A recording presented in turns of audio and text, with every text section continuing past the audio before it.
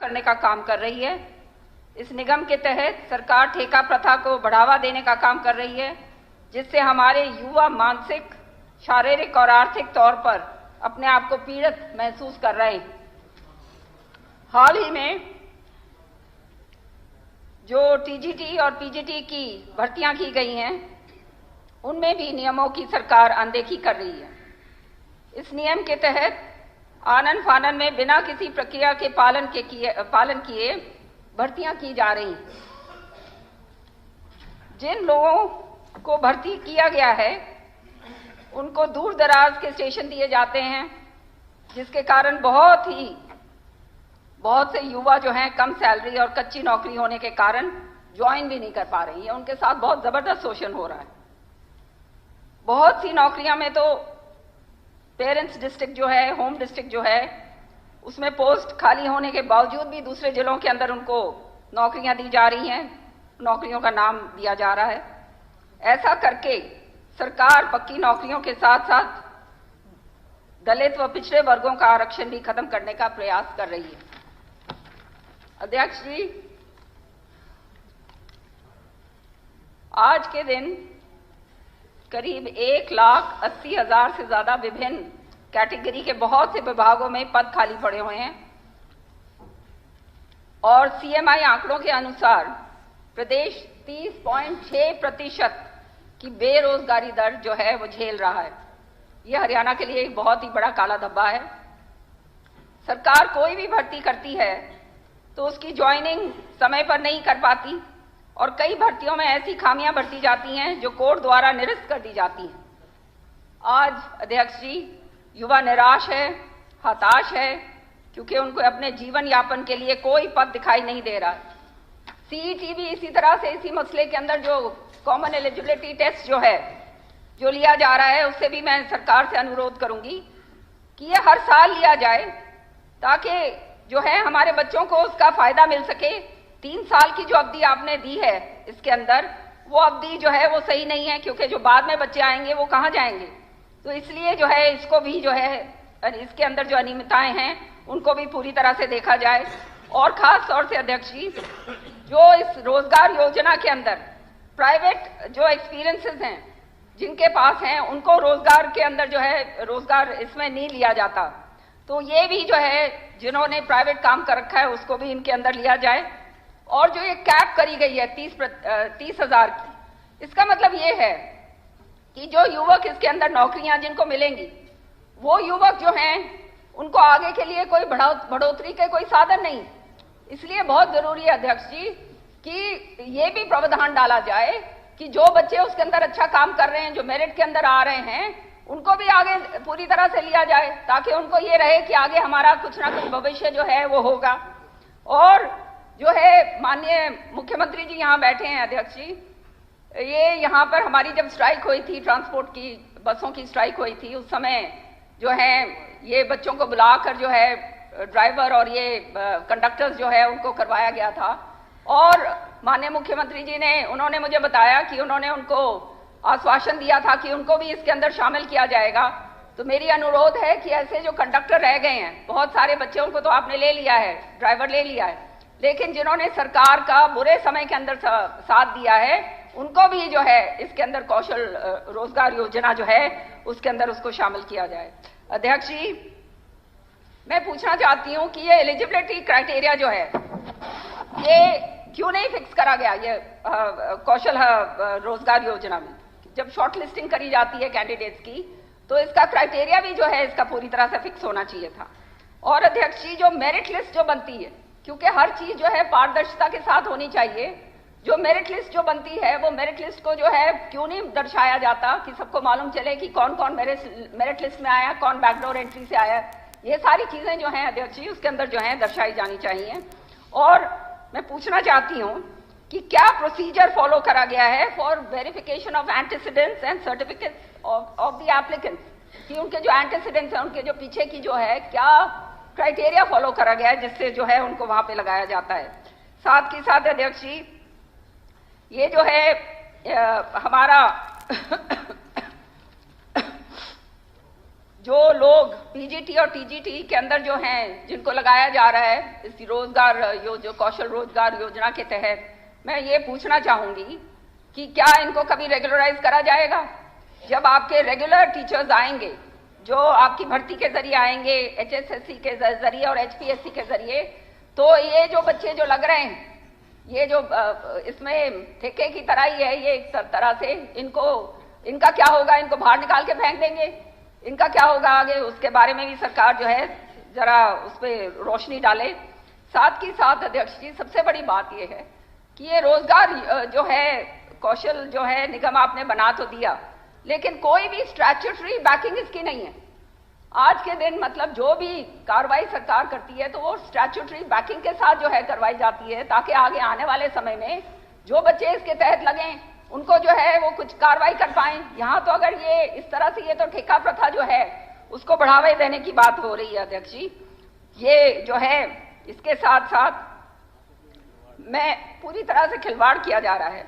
इसके साथ साथ अध्यक्ष जी, मैं कहना चाहती हूं कि 1.82 लाख पोस्ट जो हैं आज सरकारी विभागों के अंदर खाली पड़ी हुई, 40,000 से भी ज्यादा जो हैं have been deployed through outsourcing and through a backdoor entry।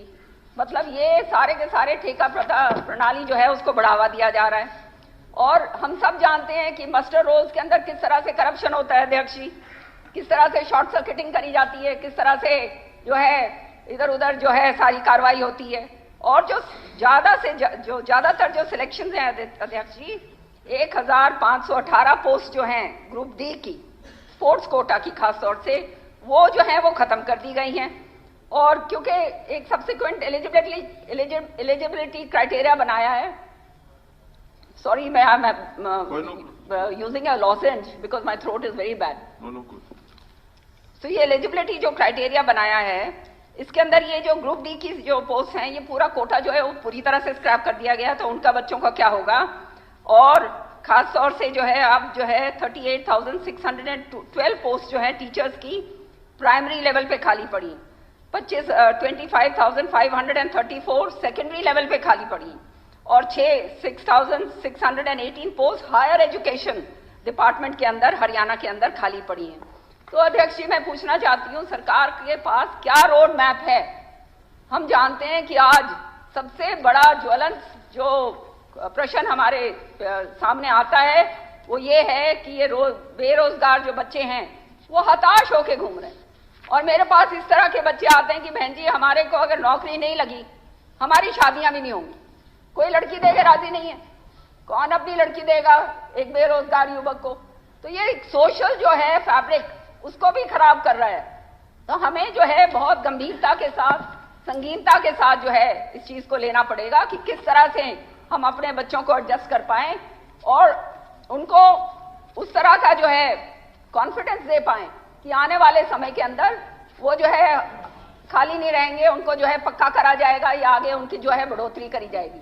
ये सारी की सारी जो हैं जो प्रश्न जो मैंने पूछे हैं उसका जवाब दे सरकार, और उसके बाद अध्यक्ष जी जवाब के बाद मेरे को प्रश्न पूछने की इजाजत दी जाए। धन्यवाद। धन्यवाद मंत्री जी। अध्यक्ष जी, इसी सदन में जो बार बार डीसी रेट की जो नौकरियों के लिए आरोप प्रत्यारोप लगते थे कि जो डीसी रेट की जो नौकरियां लगती हैं और उनको क्या है कि ठेकेदार अपनी मर्जी से अपने हिसाब से नौकरी देते हैं, सरकार से पैसा ज्यादा लेते हैं और कर्मचारी को कम पैसे देते हैं और उसके जो बैंक के खाते उनके पास रहा करते। जो विधायक जी ने, किरण चौधरी ने पूछा, मैं एक एक का जवाब आपको विस्तार से दूंगा कि भ्रष्टाचार को खत्म करने के लिए पॉलिसी लाए हैं, आम आदमी को न्याय मिले। पहले जैसे पढ़े लिखे युवाओं को कम वेतन, भविष्य के साथ खिलवाड़ युवाओं का शोषण, ये किरण बहन जी ने कहा है। कम वेतन, निगम वेज रेट डीसी रेट से ज्यादा है।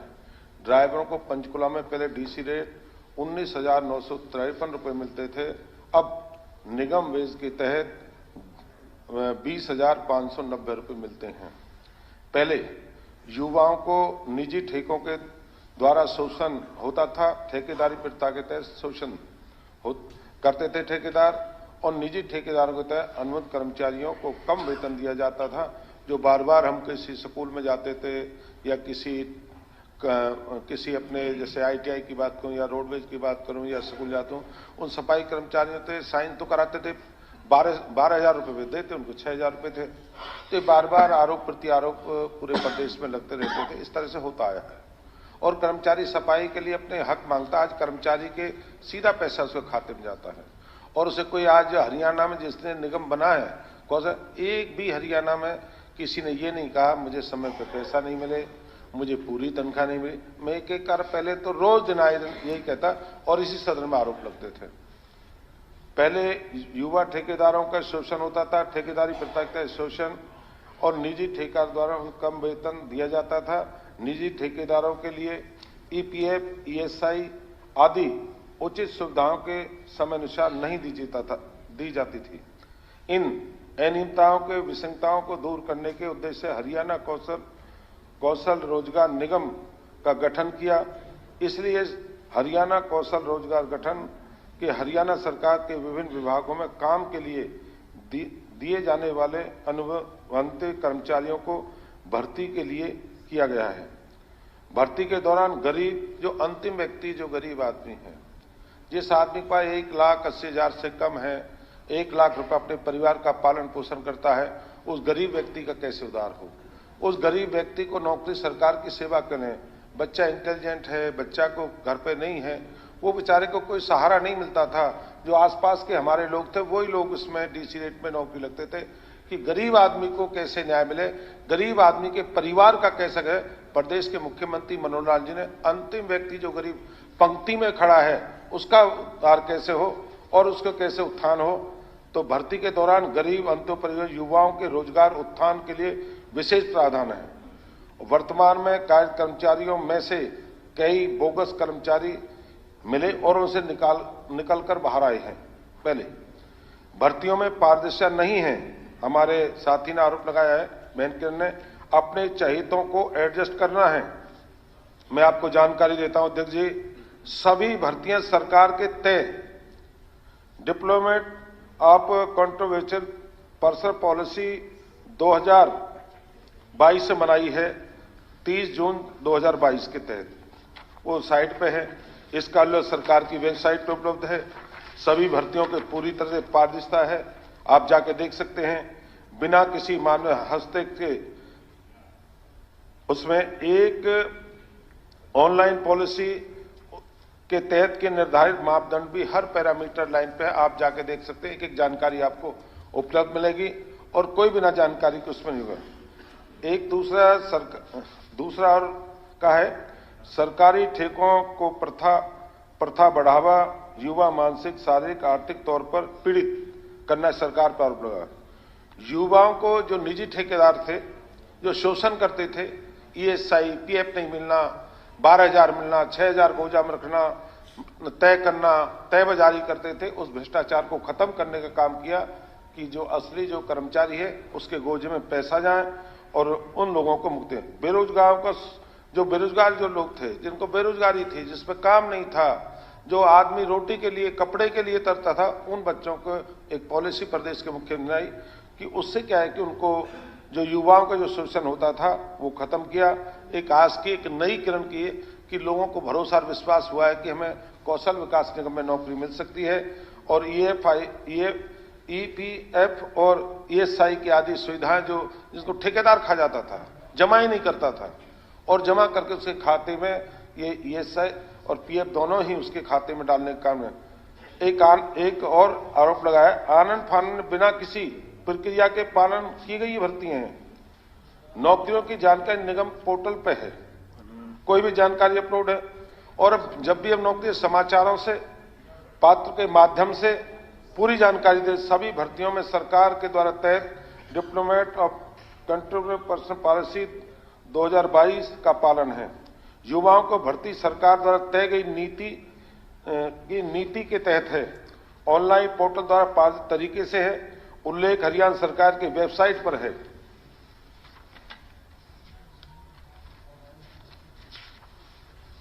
हाल ही में TGT और PGT भर्ती, दूर दराज के स्टेशन, कम सैलरी, कच्ची नौकरी, पेंट इस तरह के आरोप, पोस्ट खाली हैं 200 किलोमीटर, ये आरोप हमारी बहनकर ने लगाया है। इसकी भी जानकारी मैं देता हूं।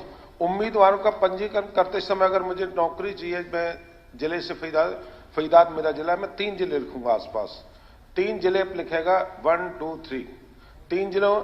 अधिकांश उम्मीदवारों को उनके गृह जिले, पहले गृह उनकी वीरता के अनुसार स्टेशन का आवेदन वहीं होगा। विभिन्न जिलों में उपलब्ध सीटों की संख्या, पंजीकृत उम्मीदवार की संख्या के बीच में अंतर। कई बार कैंडिडेट ज्यादा है, पोस्ट कम है। अगर पोस्ट ज्यादा है, कैंडिडेट उस जिले में नहीं है, दूसरे जिले का वहां जाकर होगा। ये भी सारा ऑनलाइन सारी है। विभिन्न जिलों को सीटों की संख्या, उम्मीदवार की संख्या के बीच के अंतर, कितना अंतर है, कहीं ज्यादा है, कहीं कम है। कोई आदमी मुझे जिले फरीदाबाद से मैंने दिया, मुझे मेवात मिल गया, मेवात ने मुझे पलवल मिल गया, तो ये कि जो उसमें है, अगर अपने जिले में पूरे हो जाते हैं, दूसरे जिले में चला जाता है। और गृह जिले उनकी वीरता के अनुसार सीटों की उपलब्धता न होने से दूसरे जिलों में अधिकांश सीटों की होने के कारण कुछ उम्मीदवार दूर के स्टेशन आवंटित होते हैं, जब अपने जिला नहीं मिला दूसरी जगह जाएंगे। और एक आरोप और लगाया हम पे, दलित और पिछड़े वर्ग को आरक्षण सही ढंग से पालन नहीं हुआ। Divisional of the control person policy 2022 clause number 9 आरक्षण पॉलिसी का उल्लेख है। वर्तमान में भर्तियां निगम द्वारा आरक्षण पॉलिसी का प्लान है। हमारे 1 लाख कर्मचारी आज नौकरी कर रहे हैं पॉलिसी के तहत, जिसमें 40,045 जनरल से हैं, बैकवर्ड से 26,629, शेड्यूल कास्ट से हैं 30,170, और जो नई है उसमें जनरल में जैसे मान लो 3170 अभी हमने किए हैं, उसमें 1301 जनरल में, बैकवर्ड में 655 और शेड्यूल कास्ट में 1214। तो मेरे मानने है कि हमने कोई भी क्राइटेरिया उसको लिया है, जहां जनरल 41% है, जहां बैकवर्ड 27% 2 है, जहां शेड्यूल ट्राइब 31.4 है। तो मैं मान के चलता हूं कि जो भी पॉलिसी जो है अपने, जो इससे पॉलिसी कौशल विकास निगम एक पॉलिसी के तहत है। और हम जिस भ्रष्टाचार बार बार आरोप लगता था, किसी विधायक एमएलए लगता, उसने अपने चहेते लोगों को लगा दिया, उसने फरीदाबाद लगा दिया, उसने हिसार लगा दिया, उसने आदमपुर लगा दिया, सिरसा लगा दिया, रोहतक। आज जिस जिले के पढ़े लिखे नौजवान साथी जिस जिले में हैं, पहले उसको भर्ती मिलेगी, बाद में दूसरे जिले को मिलेगी। जो बार बार पूरे हरियाणा प्रदेश में आरोप लगते, उस भ्रष्टाचार को खत्म किया है। उस भ्रष्टाचार पर प्रदेश के मुख्यमंत्री मनोहर लाल जी ने जो भ्रष्टाचार के जो लीकेज थे उनको बंद करने का काम किया। जो ठेकेदार बार बार उसको खाते थे, ये SIPF को खाया थे, इस बात के लिए। और मैं ये नहीं कहता आप जाकर पूछे गरीब आदमी को, अंतिम व्यक्ति को जाकर पूछे ना, किसका बेटा नौकरा, वो अपनी योग्यता के आधार पर लगा है। और उसके जो इन्होंने कहा है, 1 मिनट बंद लीजिए विधायक जी, रुक जाइए, बता देता हूं कि जरा राखिए।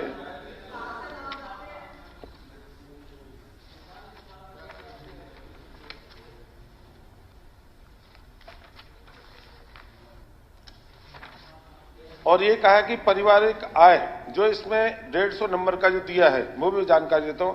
मुख्यमंत्री अंत्योदय परिवार उत्थान योजना अगर 1,80,000 से कम है,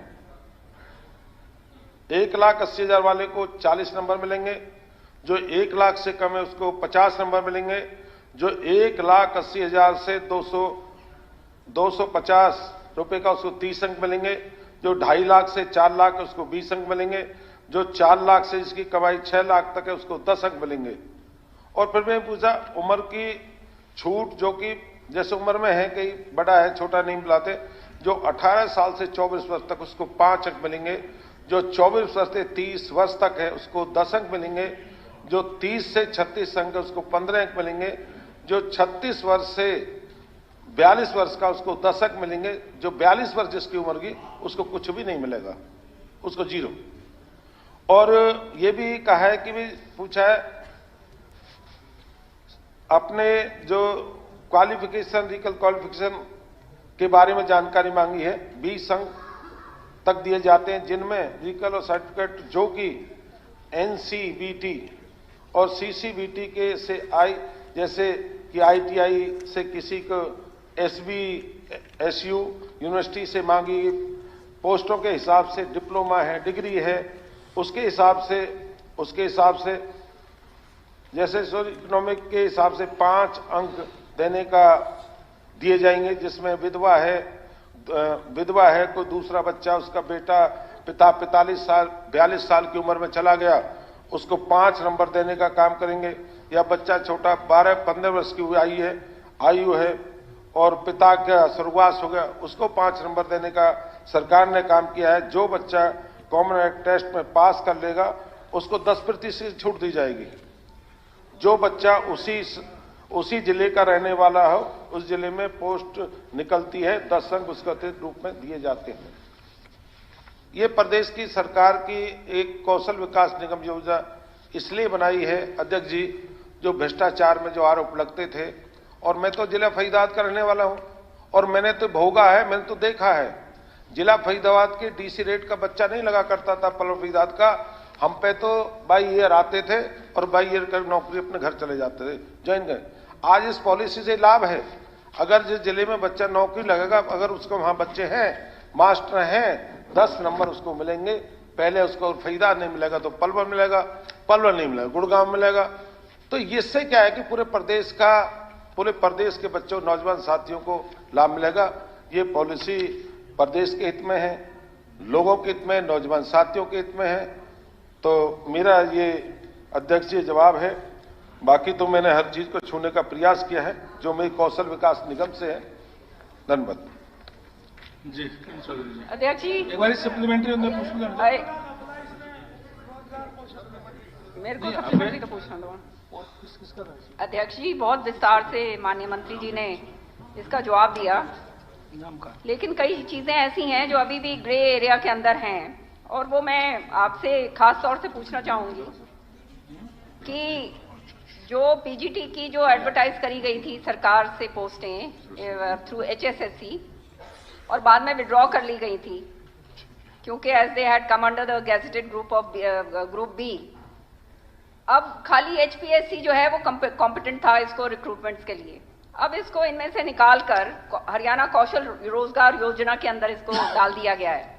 तो इन लोगों का जो है, इसका मतलब ये आगे ये आप इसका रिक्रूटमेंट नहीं करेंगे।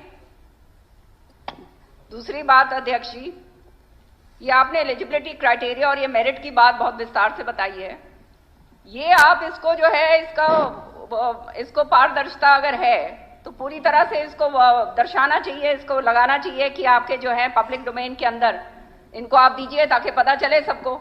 अब मैं आपको अपने हल्के की एक बात बताना चाहती हूँ। एक बहुत ही गरीब औरत है, उसका बिल्कुल कुछ भी नहीं है, मैंने सारी जगह फोन कर लिए उसके बारे में। उसका जो है उसको दिया नहीं गया क्योंकि किसी और का जो है वहां से जो है सिफारिश आ गई और वो कर दिया गया। तो इस तरह के जो लोग रह गए हैं, जो डिजर्विंग लोग हैं और जो अधिकारी जो है सही तरीके से काम नहीं कर रहे हैं, उनके खिलाफ कार्रवाई आप करेंगे। दूसरी बात अध्यक्ष जी, ये जो है 1.82 लाख वैकेंसीज हैं वेरियस गवर्नमेंट डिपार्टमेंट में जो अभी हमने भरनी, और ये जो है आपने 4,144 पर्सन्स जो हैं वो कॉन्ट्रैक्ट पे जो है हमने लगाए हुए हैं as TGT and PGT through Haryana Kaushal Rozgar Nigam. सो ये वाली की सारी जो हैं, ये पोस्ट जो भरनी चाहिए थी HPSC और HSSC से, ये पोस्ट जो है आप इस निगम के जरिए भर रहे हैं जो एक स्टैट्यूटरी बॉडी भी नहीं है। तो आने वाले समय के अंदर इन बच्चों का गारंटी क्या है, व्हाट इज द क्राइटेरिया कि इनको जो है ये जो रोजगार मिला है वो इस तरह से मिला रहेगा। और फिर अध्यक्ष जी साथ के साथ अध्यक्ष जी, ये जो है इनका जो है जो आपने जो रेगुलर भर्तियां जो आप करेंगे HSSC से और HPSC से, तो ये जो PGT और TGT के जो आपने लोग लगाए हैं, इनका क्या होगा? साथ ही साथ जो औरतें, विमेन हैं, महिलाएं हैं, उनको बहुत परेशानी हो रही है। 22,000 रुपए की नौकरी है, वो अपने होम डिस्ट्रिक्ट के अंदर उनको कम से कम दे दीजिए। एक तो पक्की नौकरी नहीं है, कच्ची नौकरी है, और फिर आप उनको होम डिस्ट्रिक्ट से बाहर भेजते हैं तो उनके बहुत जबरदस्त परेशानी होती है। तो कम से कम विमेन के लिए तो जो है ये क्राइटेरिया जो है इसको जो है आपको थोड़ा सा जो है वो करना पड़ेगा। साथ ही साथ अध्यक्ष जी, ये मैंने एक प्रश्न पूछा था कि हमारे जो हैं, जो इसमें एलिजिबिलिटी क्राइटेरिया है, जो प्राइवेट एक्सपीरियंस वाले हैं, अब बहुत सारे ऐसे बच्चे हैं जिन्होंने सरकारी काम के अंदर काम नहीं करा है, कोई डीसी रेट पे नहीं लगे, कोई और नहीं लगे, लेकिन जो है उनका एक्सपीरियंस और बहुत है और सरकार की उसके अंदर जो है वो नौकरी करना चाहते हैं, ये रोजगार योजना निगम के तहत ये आना चाहते हैं, जहां पे उनको 30,000 रुपए मिलेंगे। तो ये जो है प्राइवेट जो एक्सपीरियंस है, ये भी आप इसके अंदर आप ले रहे हो, या जो प्राइवेट एक्सपीरियंस वाले बाहर के लोग हैं उनको नहीं लिया जाएगा, ये बहुत जरूरी है अध्यक्ष जी। इसी तरह से वो जो कंडक्टर्स जो हैं, जो आज जो बाहर धरने पर बैठे हुए हैं इतने सारे, उनको जब कहा गया था कि उनको लिया जाएगा, उनको भी इसके अंदर नहीं लिया जा रहा, जब सरकार का उन्होंने काम किया हुआ है और सरकार के बुरे वक्त के अंदर जो है वो काम जो है काम आए हुए हैं। तो अध्यक्ष जी ये सारा का सारा जो है, और ये कैप जो आपने लगाया, ये हमारे बच्चों को मालूम चले कि ये जो 30,000 रुपए का आप दे रहे हो बहुत अच्छी बात है, लेकिन ये जो कैप आप लगा रहे हो इसमें फिर आगे बढ़ने का तो कोई सिलसिला ही नहीं रहता। जो इसके अंदर आ गया बेचारा, वो तो सारी उम्र भर तक जो है, बुढ़ापे तक जो है सफेद बाल हो जाएंगे, दांत टूटने लगेंगे, सारा वो होगा, तो पढ़ाई लिखाई जो करी है नहीं करी है जो भी है वो 30,000 तक अटक के रह जाएगा। तो इसका भी कोई प्रावधान आप कीजिए, और ये सारा का सारा काम केवल जो है आप अगर ये मापदंड बनाएंगे, रूल्स रेगुलेशंस बनाएंगे, स्टैट्यूटरी बॉडी के तहत ही हो सकते हैं। So I think you should also explore this idea of forming this as a statutory body so that nobody is taken for a ride. This is very important. तो ये सारी की सारी बातें जो हैं, इनके ऊपर जो है आप मुझे इसका जवाब दीजिए अध्यक्ष जी। अध्यक्ष जी, मैं माननीय मंत्री जी से अध्यक्ष मांगती हूँ। इकट्ठा देंगे या ये बीच बीच देंगे? श्री बलराज कुंडू जी। नहीं, ये जो मैंने आपसे पूछा है ये इसके जवाब नहीं आए, आप बाद में दीजिए। ये देंगे, इकट्ठा देंगे। उन्हें बोल रहे हैं। ठीक है। हाँ, बलराज कुंडू जी। धन्यवाद अध्यक्ष महोदय। ये आज सदन के साम पटल पर जो ये ध्यानाकर्षण प्रस्ताव आया है, ये बहुत ही महत्वपूर्ण इशू है, और आज प्रदेश के अंदर युवा हताश और निराश है। आज बेरोजगारी में हरियाणा प्रदेश नंबर 1 पे है, चारों तरफ शोर है, और जिस प्रकार से मंत्री जी ने विस्तार से बताया, मैं एक बात मानता हूं, पहले वो ठेकेदारी प्रथा थी जो वो एक लूट थी अपने आप में, उसके साथ बहुत सारा शोषण होता था। उससे बचने के लिए सरकार ने हरियाणा कौशल रोजगार निगम के तहत ये भर्तियां निकालनी शुरू की, अच्छी बात है। लेकिन आज इसके ऊपर एक बहुत बड़ा सवाल आ गया है। सबसे पहला तो जब अप्लाई करते हैं, जो पोर्टल खुलता है उसका ही मालूम नहीं होता वो कब खुल रहा है, कब बंद हो रहा है। आज बहुत सारे हमारे युवाओं को तो इसका पता ही नहीं चलता ये कब खुला था और कब बंद हो गया। ये एक अपने आप में पोर्टल का बहुत बड़ा इशू है, जो पूरे प्रदेश का, ये नहीं कह रहा मैं एक किसी बच्चे का, पूरे प्रदेश के युवाओं का ये बहुत गंभीर विषय है। मैं इसके लिए सरकार को कहना चाहता हूं, इसके ऊपर जो है ना माननीय मुख्यमंत्री जी को जो है ना चिंतन करना चाहिए। इससे युवाओं में बहुत बड़ा रोष है। दूसरा एक इसके अंदर आपने अभी इसमें मैं पढ़ रहा था, लगभग 1,06,000 अपॉइंटमेंट आपने कौशल रोजगार निगम के तहत आपने करवाई है, बहुत अच्छी बात है। उसमें कुछ टीजीटी पीजीटी के एजुकेशन विभाग में टीचर्स लगाए हैं, जो पहले पोस्ट निकाली थी वो विड्रा कर ली थी। तो क्या अब आगे सरकार का, अभी जो हमारी सदस्य किरण जी भी ने भी बताया कि आगे सरकार का कोई प्लानिंग है नहीं उनको स्थायी लगाने का, या इसी में कौशल रोजगार में। और आज ये अभी मंत्री जी ने बताया कि ये जो बच्चे लगाते हैं, मैं ऐसे आपको हजारों एग्जाम्पल दे सकता हूं जो बिल्कुल गरीबी रेखा में। माननीय मुख्यमंत्री जी, ये बहुत इंपॉर्टेंट है, जो बिल्कुल गरीब के बच्चे एमए किए हुए हैं, बीटेक बच्चे। मैं परसों का यहां आने से एक दिन पहले, उस दिन संडे को मेरे पास सुबह सुबह एक मदीना गांव से मैं बताता हूं, एक बैकवर्ड क्लास का एक जो है बच्चा आया, उसके साथ में उसका फादर था। सुबह सुबह 8 बजे मेरे घर पे वो आगे रोने लग गया। उसके बच्चे ने बीटेक कर रखी है सिविल इंजीनियरिंग से, और वो मेरे पास कौशल रोजगार निगम का मेरे पास है, मैं मुख्यमंत्री जी आपको भी दूंगा। वो कहने लगा कि इसमें मेरे बच्चे को पीएन के लिए अप्लाई कर रखा है, इससे बड़ा दुर्भाग्य क्या हो सकता है। मैं उस बच्चे की तरफ देखता रहा, मैंने कहा तू सिविल इंजीनियर होकर पीएन लगना चाहता है कौशल रोजगार निगम से, तू अपने आप को डेली तेरी डेथ होगी वहां पे, वो तेरा अंतरात्मा तेरे को मरेगी। मैंने उसको उसी टाइम मैंने अपनी कंपनी में लगाकर उसको 20,000 की नौकरी देकर उसको वहां भेजा। मैं कहा तू इससे अच्छा तो पढ़ा के कहीं भी, लेकिन अगर तू पीएन बीटेक करके अगर पीएन लिया तो ये इसका मैसेज समाज के अंदर, युवाओं के अंदर बहुत बुरा जाने वाला है। इस प्रकार के मैं इतने एग्जाम्पल आपको दे सकता हूं जो उस बिलो 1,80,000 से भी नीचे की कैटेगरी का जो MA MSc बीटेक एमटेक बच्चे जो है, जो उसके अंदर उनका नाम नहीं आता और 12th पास बच्चा जो है और उसके अंदर जो अपॉइंटमेंट उसको मिल रही है, तो कौन सी पारदर्शिता है? ये मैं जरा, ये गंभीर विषय है मुख्यमंत्री जी, आप इसको देखिए, ये बहुत बड़ा गंभीर विषय है। और उसके बाद एक बहुत बड़ी बात है, किसी को 6 महीने बाद हटा दिया जाता है बगैर कारण बताए, बगैर नोटिस दिए हुए, किसी को 8 महीने बाद, किसी को 1 साल के बाद में, कोई कारण नहीं है, उनको जो है वो सेटिस्फाई नहीं होते अधिकारी या व्हाट एवर जो भी रीजन रहता है, उनको घर भेज दिया अचानक। बच्चा सुबह जाता है, वहां से उसको मिलता है आज की छुट्टी, आज आप नहीं, दूसरा लगाएं। ये बहुत बड़ा रीजन है। उसके बाद मैं बात कर रहा था, जैसे हमारे अब पेपर बन रहे हैं, ये एक बहुत बड़ा गंभीर है सवाल है। अभी एडीए का पोस्टें निकाली थी, 600 पोस्टें थी। पेपर किस चीज के? ये तो क्वेश्चन नहीं, ये उसी से रिलेटेड, मैं जो बात कर रहा हूं उसी से रिलेटेड है। मेरे ये रोजगार से रिलेटेड मामला है। मेरा कोई वो नहीं, मैं आपको एक छोटी सी, रोजगार अलग है, निगम की बात करें, निगम पे पूछा है, निगम की ये उसी के अंदर है।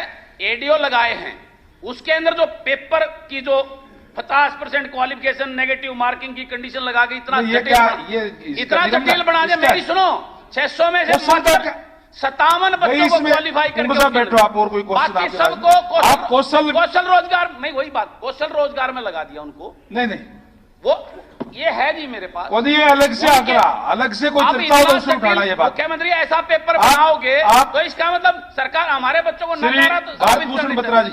अध्यक्ष महोदय जी, HKRN में कोई पेपर नहीं लिया जाता, ये HKRN के माध्यम से नहीं विषय है, ये तो HPSC का। तो फिर HKRN का वो उसमें मामला नहीं, अभी HKRN के विषय पर ही सीमित रहे, बाकी चीजें नहीं। वो अलग मामला। कुंडू साहब बैठिए। भारतभूषण बत्रा जी, ये उसमें नहीं है भाई। आप जब वो कोई क्वेश्चन उसमें उठाना, आप इसमें नहीं उठा सकते ये चीज। जो मात्र ऑर्डिनरी बच्चे हैं वो काम करते हैं, जो वो 15,000 में 18,000 में काम एडीए क्यों लगाएगी सरकार? इसलिए ये जटिल पेपर बना, उसका ये है मतलब। तो मैं सरकार, मेरा अभी पूरा नहीं अभी कोई क्वेश्चन आप पूछिए। 4 मिनट का इश्यू नहीं है, दानाकर्षण प्रस्ताव 4 मिनट का नहीं कह रहा मैं, कोई क्वेश्चन आप पूछिए। बहुत सारी क्वारीज हैं जो मैं आपसे पूछना चाहता हूं सदन के मंत्री महोदय से, मैं कोई वो नहीं कर रहा। अब मैं आपसे ये पूछना चाहता हूं, जो पोस्टें HSC ने, HPSC ने उन्हें निकालनी थी, अब कौशल रोजगार निगम में हम भर रहे हैं, तो वो कब तक हैं? उनको आगे स्थायी नौकरी के लिए आगे सरकार की क्या व्यवस्था रहेगी, किस प्रकार से आगे भर्ती, उनका अपॉइंटमेंट होगी, आगे रिक्रूटमेंट निकाली जाएगी? ये अपने आप में बहुत बड़ा सवाल है उपाध्यक्ष महोदय। मेरा मतलब सिर्फ इस कौशल रोजगार में जो पारदर्शिता की बात कर रहे हैं वो एक हो गया। ठीक है, धन्यवाद। उसको जिस प्रकार हमारी और लिस्टें आती हैं, ये लिस्ट है उसके अंदर आनी, पब्लिक डोमेन पर आनी चाहिए, पता लगे किसके इसे क्वालिफिकेशन क्राइटेरिया क्या नंबर मिले इसको, वो उसके बाकी कितने नंबर मिले, ताकि वो सेटिस्फाई हो। उसकी कोई लिस्ट नहीं लगाई जाती, सीधी लिस्ट आती है। बैठो प्लीज। ये बहुत गंभीर बैठेगा उपाध्यक्ष, ये चर्चा के लिए सदन में, ये कोई 5 मिनट या क्वेश्चन हुआ और नहीं है जिसके अंदर आप मेरे को टाइम, ये सप्लीमेंट्री क्वेश्चन की है आपका मंत्री बत्रा जी।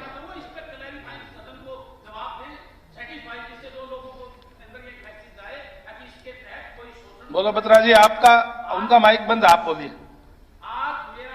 बैठे हो कुंडू साहब, आप बैठिए, आपकी होगी बात, हो गया तो होगा। ऑनरेबल स्पीकर सर, सबसे पहले तो what was the need to form this निगम by the government? What was the necessity? Why it has been made a limited company by the government to make such light recruitments?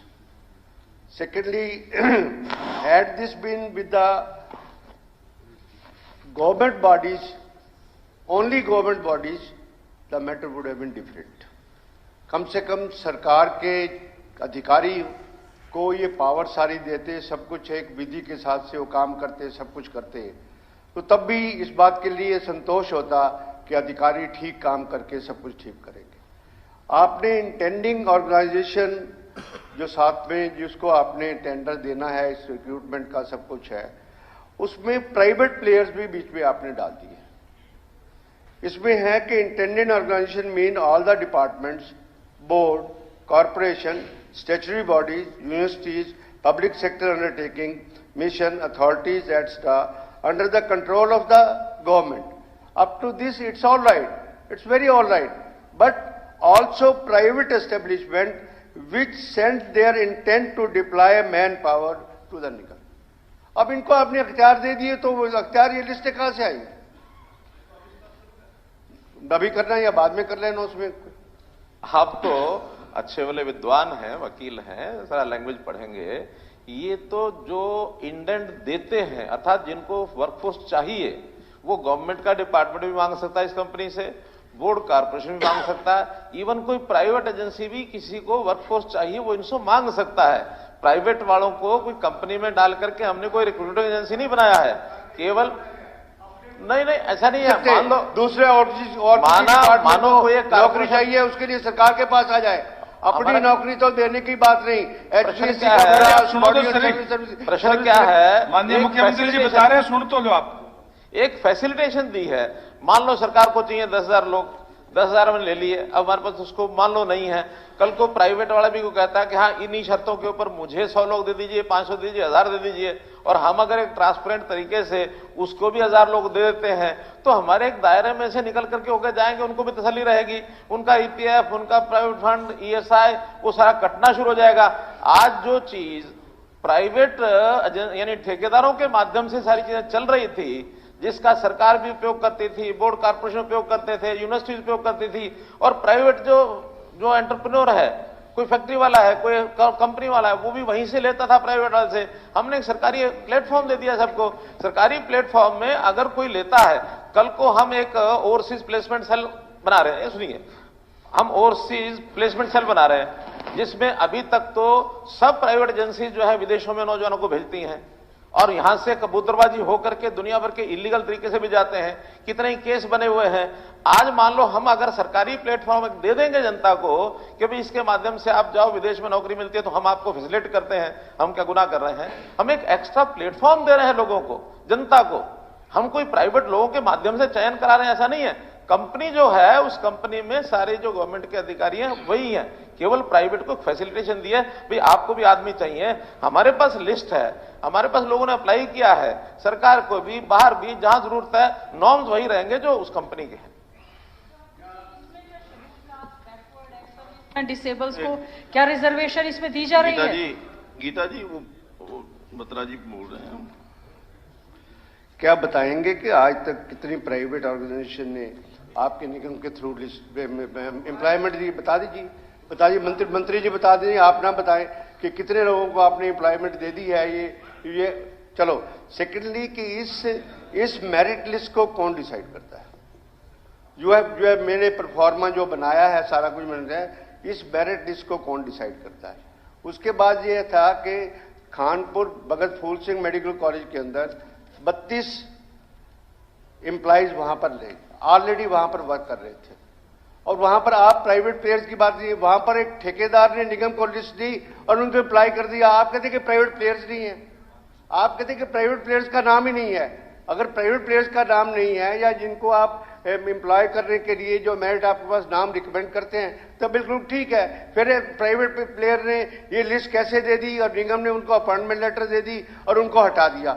Once जो भी appointment already हो रही है, नौकरी कर रहे हैं, उसको आप किस कैपेसिटी में हटा रहे हैं, इस बात का उत्तर चाहिए कि ये बहुत बड़ा स्कैंडल, और ये पिटीशन कमेटी के सामने भी मैटर आया है, and government has admitted that this fraud has been committed and inquiry should have been there, और इसका रिप्लाई भी आप दें, and FIR has been registered.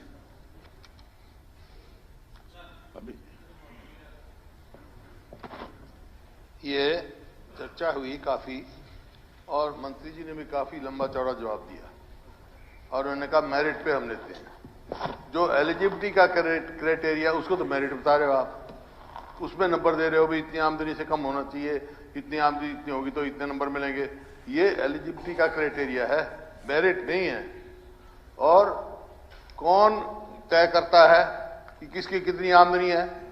परिवार पहचान पत्र से करते हो आप। परिवार पहचान पत्र कौन तय कर रहा है? कोई तहसीलदार है, और जो इनकम सर्टिफिकेट या तो कोई तहसीलदार देगा या एसडीएम देगा या कोई मास्टर दे देगा, जो उसको पहचान पत्र आपने लगा रखा है वो दे देगा। उसको क्या मालूम है कि कितना पहचान पत्र है और मेरिट की सिवाय को क्राइटेरिया क्या है, उसका क्राइटेरिया क्या है और क्या प्रक्रिया है। HSSC है, HPCC है, हरियाणा पब्लिक सर्विस कमीशन है, उन्होंने टेस्ट लेते हैं, इंटरव्यू लेते हैं, मेरिट देखते हैं। इसमें कौन सी मेरिट देखी है? कोई जो प्रक्रिया वो अडॉप्ट करे हुए हैं वो कोई करी है इसने? फिर अगर उसी हिसाब से करना तो उनको डिसॉल्व करो। SSB की और HSP हरियाणा पब्लिक सर्विस की जरूरत क्या है? ये एक खिलवाड़ है और इस बात को बिल्कुल हम वो नहीं करेंगे। ये भविष्य के साथ खिलवाड़। मैं आपको एक दिखाता हूं कितना तमाशा हो रहा है इसमें। स्पीकर सर, ये मेरे एक इसको श्रीमती सीमा देवी, ये रोजगार कौशल रोजगार के तहत भर्ती करी गई TGT और 6/12 को भर्ती करी गई और 9/12 को निकाल दी गई। उसने मिठाई बांट दी, 9/12 को निकाल दिया क्योंकि अब रेगुलर यहां आ गई। तो ये क्यों खिलवाड़ कर रहे हो ऐसे बच्चों के भविष्य के साथ? ये खिलवाड़ है और ये एक चोर दरवाजा खोला गया है। सारे कॉन्ट्रैक्ट ना कोई क्राइटेरिया है, ना मेरिट है, क्राइटेरिया इनकम का कर दिया, ना इनकम सर्टिफिकेट कौन दे रहा है। इस किस्म की जो है खिलवाड़ मत करो इनके साथ कहीं भी। इसका जब ये बनाया था उस टाइम मुख्यमंत्री जी का बयान मैंने पढ़ा था, उसमें उन्होंने कहा था कि ये ठेका प्रथा खत्म करने के लिए है। ये ठेका प्रथा खत्म हो रही है, सरकार खुद ठेकेदार बन रही है। ठेका प्रथा 2 साल के लिए आप भर्ती कर रहे हो, 30,000 रुपए दे रहे हो, ना उसकी प्रमोशन है ना आगे कोई है, कच्चा ही रह जाएगा सारी उम्र। और कितने दिन रहेगा कच्ची नौकरी के लिए? ठेका प्रथा क्या थी? ठेका प्रथा यही थी, कच्ची नौकरी थी, वही आप काम कर रहे हो। चलो मैं इसमें जाता टेंडर में जो होता है बहुत सारे सवाल खड़े। अब ये 32 के 32 आपने देखा। ऐसा काम ऐसी खिलवाड़ मत करो, इसको तुरंत बंद करो। नहीं मुख्यमंत्री जी हमारे इस बात पे पूरा बोलने तो दो। अच्छा बोलो। आपने कहा कि ये ठेका प्रथा खत्म करेंगे और एक तरफ कहा आपने कि 25,000 हम भर्ती करेंगे इसमें अभी थोड़े दिन पहले। इसका मतलब ये 25,000 पोस्ट खत्म कर दोगे आप। जो 25,000 भर्ती करोगे तो 25,000 पोस्ट खत्म कर दोगे, यही मतलब हुआ ना? तो ऐसा काम क्यों कर रहे हो? 1,82,000 खाली जगह आपकी सीधी भर्ती करो। और कोई क्राइटेरिया पढ़े लिखे बच्चों को जो मतलब अफसर लग सकते हैं, आगे जा सकते हैं, उनको कम तनख्वाह में रखना एक उनके भविष्य के साथ खिलवाड़ है। ये हरियाणा के लोग बर्दाश्त करने वाले नहीं है। हम बिल्कुल इसको वो रिजेक्ट करते हैं। इसको तुरंत वापस किया जाए। ये खिलवाड़ कर रहे हो आप बच्चों के साथ। हो गया। मेरा नाम है सर। अच्छा ठीक है। अध्यक्ष महोदय, पारदर्शिता की बात हो रही थी। यदि इतनी पारदर्शिता इसमें होती तो इतने सारे विधायकों को इस पर चर्चा करने की आवश्यकता नहीं थी। सर, पोर्टल हमेशा खुला ही नहीं होता। कभी उसमें कहा जाता है कि जिन्होंने किसी सरकारी कार्यालय में काम किया हुआ है वही पंजीकरण करा सकते हैं, दूसरे करा ही नहीं सकते। और सर पारदर्शिता, ये तो विधायक रणधीर गोलन जी के बेटे ने इल्जाम लगाया है कि 49 लाख रुपए दिए और नौकरी नहीं लगी। सर, पारदर्शिता की बात हो रही है। और सर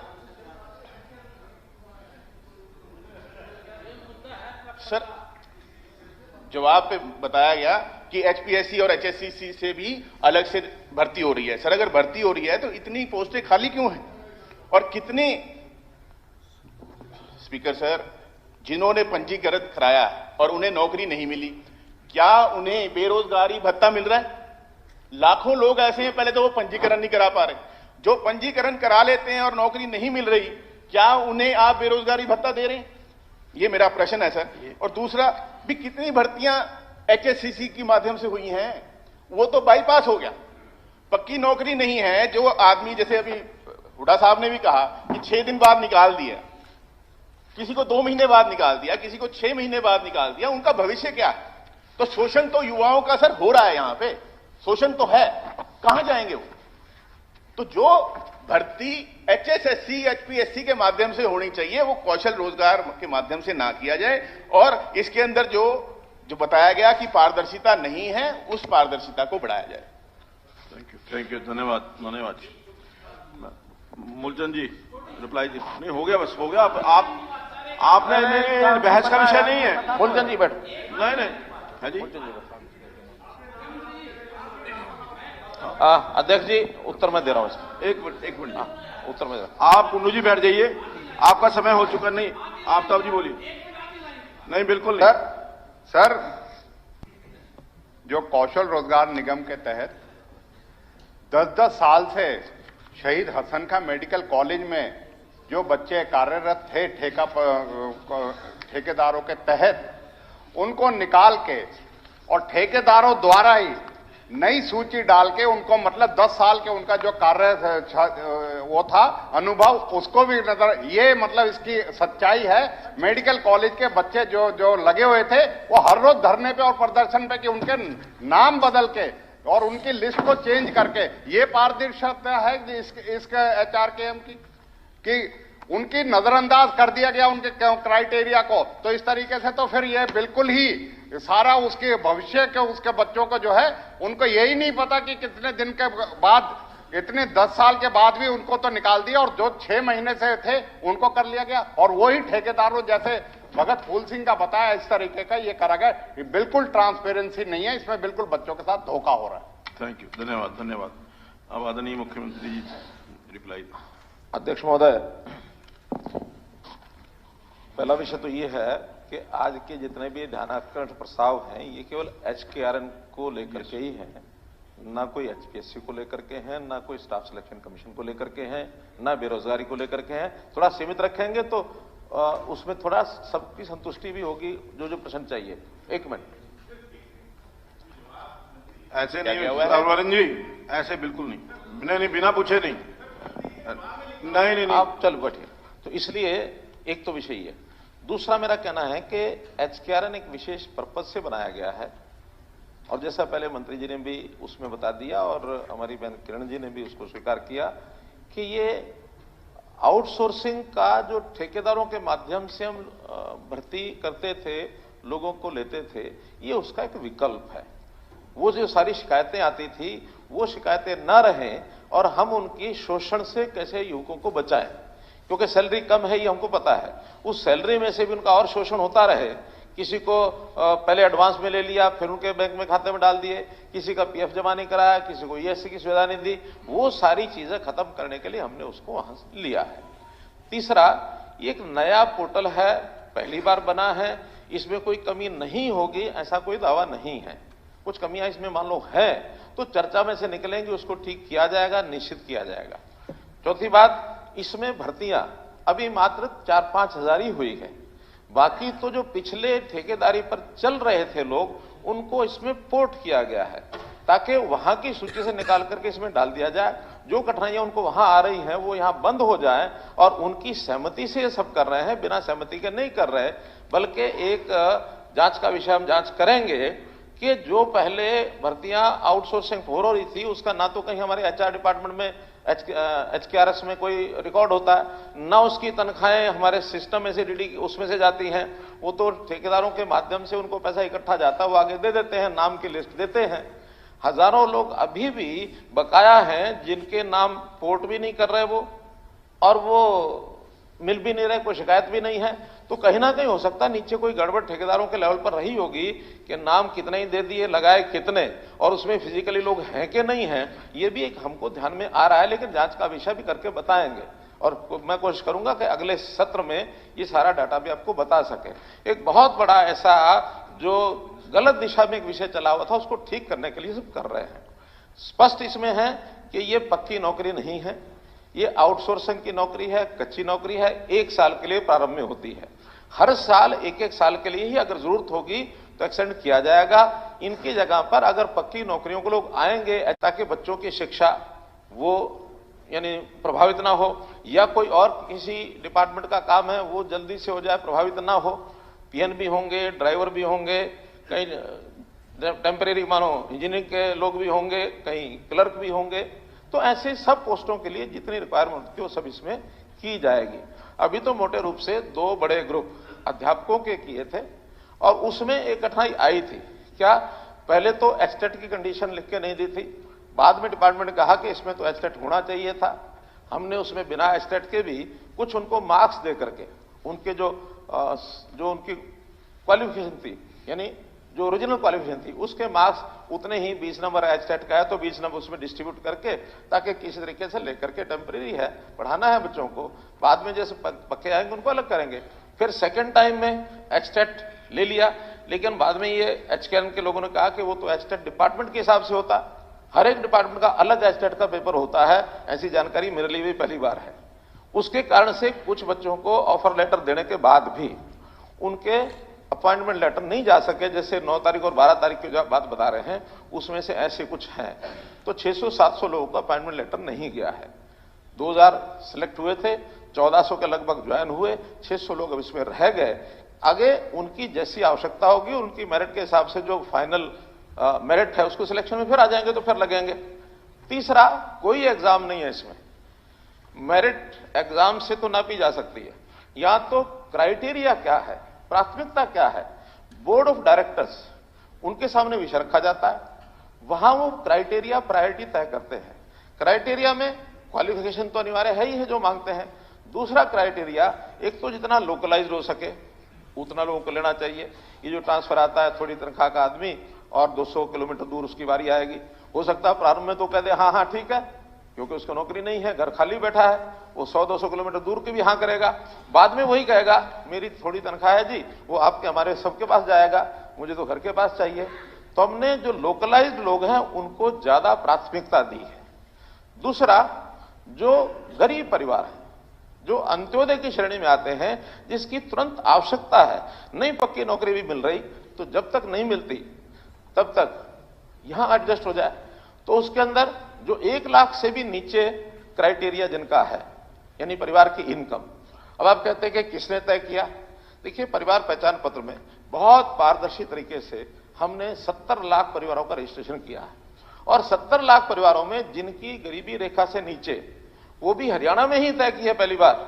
जो अभी तक 1,20,000 रुपए वार्षिक थी, 10,000 रुपए प्रति महीना, हमने उसको बढ़ा करके 15,000 किया, ताकि और थोड़ा लेवल यानी गरीबी रेखा का ऊपर हो जाएगा तो ज्यादा लोग इसमें समाहित होंगे। और ये परिवार अब लगभग 30 लाख के आसपास है। जो हमने कल भी परिवार पहचान पत्र के माध्यम से जो राशन कार्ड की बात कही है या और जो क्राइटेरिया कहा है, ये 30 लाख परिवार है। 30 लाख परिवारों में उस योग्यता का कोई व्यक्ति मिलता है। और आयु भी ये जो 30 और 35 साल के आसपास का है, इसको प्रायोरिटी दो, क्योंकि इससे बड़ी आयु का व्यक्ति भी वो कहीं ना कहीं एडजस्ट हो चुका है। और जो खास करके एजुकेशन क्वालिफिकेशन, ये 30 साल तक 35 साल तक तो फिर भी अपने उस एजुकेशन का न्याय कर सकता है। बाकी चीजें बड़ी आयु का व्यक्ति शायद उतना न्याय, हमने हालांकि 45 साल 47 साल भी आयु रखी हुई है, रिजर्वेशन में 47 साल है। अब हम विचार करें कि 47 साल का एक व्यक्ति, उसको नौकरी देंगे और वो बच्चों के साथ न्याय कर पाएगा? 8 साल बाद 10 साल बाद रिटायर होने वाला है वो। तो इसलिए एक आदर्श आयु की जो सीमा और जिसकी बहुत ज्यादा जरूरत है वो 30 और 35 साल का है, उसको प्रायोरिटी। लेकिन बाकियों को लगाना नहीं, ऐसा नहीं है, बाकियों थोड़े मार्क्स कम कर दिए। अभी हमने जिले को एक इकाई माना था कि एक जिले के लोगों को प्राथमिकता दी जाए। विचार आया कि जिला भी कई बार बड़ा होता है, अब सिरसा जिला, डवाली भी वही है और नाथुर चोपटा भी उसी में है, डिंग भी उसी में है, दोनों का मिलाकर के 80 किलोमीटर की दूरी है। तो इसको ब्लॉक के हिसाब से एक श्रेणी बनाई जाए कि ब्लॉक के अंदर है तो ज्यादा मार्क्स दिए जाए, जिले में थोड़ा उससे कम दिए जाए, एडजॉइनिंग जिले में और कम दिए जाए। और हमारी कोशिश है कि ऐसी कच्ची नौकरी जो है वो एडजॉइनिंग जिले से ज्यादा दूर के व्यक्ति को बेशक भी टाला जाए, वहां कहीं जरूरत पड़ेगी वहां देखेंगे। इसलिए ये सारे क्राइटेरिया जो बनाए हैं, इस क्राइटेरिया के आधार पर योग्यता, हाँ अनुभव। एक प्रारंभ में ये था कि एचकेआर में शुरू में हम जो अनुभवी लोग हैं, जो हरियाणा सरकार के ही किसी विभाग से, बोर्ड कॉर्पोरेशन से, क्योंकि वहां वो कच्चे नौकरी वाले हटते तो हैं ही हैं। जैसे ही हमारा जोर है कि एचपीएससी की, एचएससी की नौकरी को बढ़ाओ, जब वो बढ़ाएंगे तो उनकी जगह जो लगे हुए हैं उन्हीं पोस्ट के अगेंस्ट ही हैं, वो हटेंगे तो उनको पहले प्राथमिकता दो, अनुभव के मार्क्स अलग से दो। अनुभवी लोगों को सबको रजिस्टर कराया था, जिनका अनुभव नहीं था उनका नहीं कराया था। विषय आया कि प्राइवेट अनुभव को भी इसमें शामिल करो। प्राइवेट अनुभव की ऑथेंटिसिटी कोई नहीं कर पाएगा, क्योंकि प्राइवेट के अनुभव की सर्टिफिकेट कौन लेके कहां से आएगा? कोई आपके हमारे हाथ में है कुछ? किसी भी फैक्ट्री से, किसी भी कंपनी से प्राइवेट का सर्टिफिकेट बना के लाएगा और फिर वो बाद में कहेंगे कि ये सब तालमेल हो गया, खेल हो गया। तो इसलिए जो ऑथेंटिसिटी जिस डिपार्टमेंट की है, बोर्ड कॉर्पोरेशन की है, अनुभव उसी का माना जाएगा और किसी का अनुभव भी हम मान नहीं सकते। तो ये अनुभव का विषय। फिर इसमें कल क्या होगा? आखिरी चिंता जायज है। 1-1 साल के बाद, 2 साल, 4 साल बाद इसकी जगह कोई आएगा, ये हटेगा। अब सारी उम्र के लिए लगने वाला नहीं है। हम ये कहते हैं कि अच्छा सारी उम्र की चिंता है इसकी, वो तो पक्की नौकरी वाला ही सारी उम्र का उसका प्रावधान है। जो कच्ची नौकरी के, ठेकेदारी के या हरियाणा कौशल रोजगार के, इनको सारी उम्र के लिए हम कोई व्यवस्था बना नहीं सकते, ना हमारा कोई इसके अंदर कोई स्टैच्यूटरी कोई प्रावधान हो सकता। एक साल मैंने बताया, वो 3 दिन का मैंने बताया, वो योग्यता के अंदर गड़बड़ हुई है। उसमें 600-700 लोग बचे हैं जिनकी योग्यता पूरी नहीं थी, लेकिन उनको ऑफर लेटर चला गया, अपॉइंटमेंट लेटर नहीं दिया। केवल 12 तारीख को, जो आप बता रहे 9 तारीख को ऑफर लेटर गया होगा। ऑफर लेटर देखो, मैं मेरे पास क्या लिखा है उसमें? अपॉइंटमेंट लेटर लिखा है, पंचकुला के आदेश क्रमांक 6/12/2022 को पीजीटी 2 दिनांक 7/12/22 के अनुसार श्रीमती वाणिज्य प्रवक्ता रेगुलर नियुक्ति होने के कारण उन्होंने 9/12 को पूर्व ज्वाइन किया। जो 6/12 को ऑर्डर दिया था, इसने ज्वाइन किया था। अतः आप अपने दिनांक 9/12 को पूर्वी दोपहर कार्यभार से मुक्त किया जाता है। चलिए, 6 को ज्वाइन किया और मुक्त किया है, तो इसको अपॉइंटमेंट लेटर तो नहीं है ना जी? अपॉइंटमेंट लेटर नहीं है, ये तो लिविंग का है। अपॉइंटमेंट लेटर के अंदर क्या लिखा है? ऐसा वो ऑफर लेटर है। स्पीकर साहब, ज्वाइन किया जब भी तो मुक्त किया है। मैं क्या कह रहा हूँ, अपॉइंटमेंट बगैर अपॉइंटमेंट ज्वाइन कर लिया। ऐसा मैंने पहले तारीख को ज्वाइन किया, 9 को मुक्त कर दिया। अध्यक्ष जी, वो तो माना अध्यक्ष जी, मैंने पहले कह दिया है, कुछ गलतियां अगर हुई हैं उनको ठीक करेंगे। ऐसे जो केसेस हम देख लेंगे कि एक बार ज्वाइनिंग हुई है तो उनको वापस जो भी उनकी योग्यता होगी, आखिर हर योग्यता के लोगों की डिमांड तो आएगी। अभी इसके बाद जो और विभागों की डिमांड्स हैं, क्योंकि अध्यापकों का ही पहले 2 चरणों में अभी किया है, उसमें कठिनाइयां ध्यान में आई हैं। अब नए सिरे से जो कठिनाइयां उसमें आई उनको दूर करके मैं स्वयं जो हमारे इस काम को देख रहे हैं, मेरे साथ डिप्टी प्रिंसिपल सेक्रेटरी अपना पांडुरंग, KM पांडुरंग, इस सारे विषय को देखते हैं। मैं उनको कहूंगा कि इन कठिनाइयों को दूर करके आगे इसको ठीक करेंगे। लेकिन मैंने बताया कि ये सारी हमारी बिल्कुल क्लियर कट है, और कहीं भी किसी की तरफदारी करके और कोई पर्ची देके लगता है, ऐसा मैं गारंटी से इसलिए कह सकता हूं कि सारे सिस्टम को समझ करके मैं क्या कर रहा हूं के मामले में FIR दर्ज हुई है। एक्सकेरन का FIR दर्ज हुई है एक्सकेरन का। हाँ, इसीलिए कानपुर के मेडिकल कॉलेज में। तो ये कितने होंगे जहां पकड़ा जाए वो पकड़ा जाए? भाई जो कोई काम था आपका तो कोई हुई नहीं। नहीं, ऐसा नहीं है। अभी हमारे उसमें नोटिस में नहीं है। FIR एक्सकेरन के कारण से हुई है, तो इसके जानकारी में लेकर के उसके ऊपर कार्रवाई करेंगे।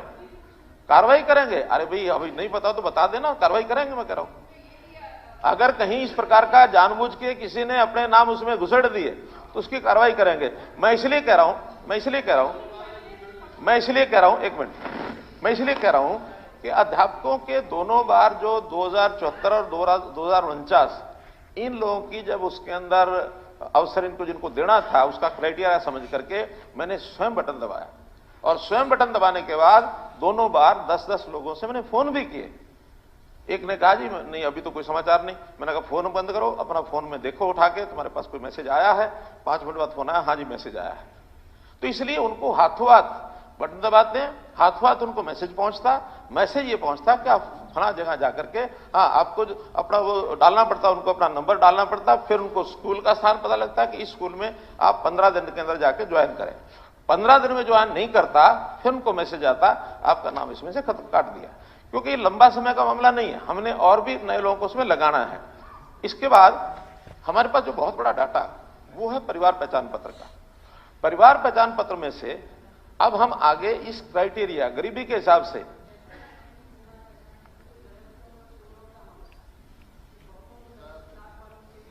चलिए परिवार पहचान पत्र की बात कर लेंगे, लेकिन अभी जो हमारे पास ऑथेंटिक डाटा है हम उसी में से ही जो योग्यता के लोग मिलते हैं पहली प्रायोरिटी है उनको देना। कोई इसकी लिस्ट इसलिए नहीं, इनकम है बेसिक और तो कोई मेरिट है नहीं, कई चीजें इनकम की है, कई चीजें इनकम की है, उसमें उसके हिसाब से आप बढ़ा रहे हो। नहीं देखिए, इनकम सर्टिफिकेट कौन दे रहा है ये मेरे को बताओ। कोई सर्टिफिकेट नहीं चाहिए। कैसे आ जाए? मैं बता रहा हूं, कैसे इनकम वेरीफाई मैं बता रहा हूं, आगे के लिए भी सुन लीजिए। हमारे 70 लाख परिवारों की किसके परिवार की क्या इनकम है, हम इसमें कई राउंड के अंदर उसकी वेरिफिकेशन करा चुके हैं। और जहां तक सर्टिफिकेट का विषय है, किसने पहचान की है, किसने इनकम? देखिए पहले तो एक लोकल टीचर लगा रखे थे, पहले उनको तो क्या मालूम है? मैं बता रहा हूं, या तो इनकम सर्टिफिकेट या इनकम का बता रहा हूं, ऑथेंटिक कहीं भी जाओ हिंदुस्तान में, या तो तहसीलदार इनकम टैक्स देगा या इनकम टैक्स अफसर देगा। इनका मतलब मैं बता रहा हूं ना, पहचान पत्र की इनकम टैक्स सुन लीजिए हुड्डा साहब, सुन लीजिए, इनकम की बात कर रहा हूं। कल को रिट होगी, अरे रिट होगी तो मैं संभाल लूंगा। फालतू मिल गई तो बेचारा घर आ जाएगा। मैं क्या कह रहा हूं, ये हम संभाल लेंगे। हाँ, परिवार पहचान पत्र में जो इनकम है, और आप सबको मैं निवेदन करता हूं, सभी हाउस को निवेदन करता हूं कि इनकम को लेकर के कभी भी कोई गलती आए तो एडीसी के पास भेजिए, एडीसी इसको वेरीफाई कराएगा।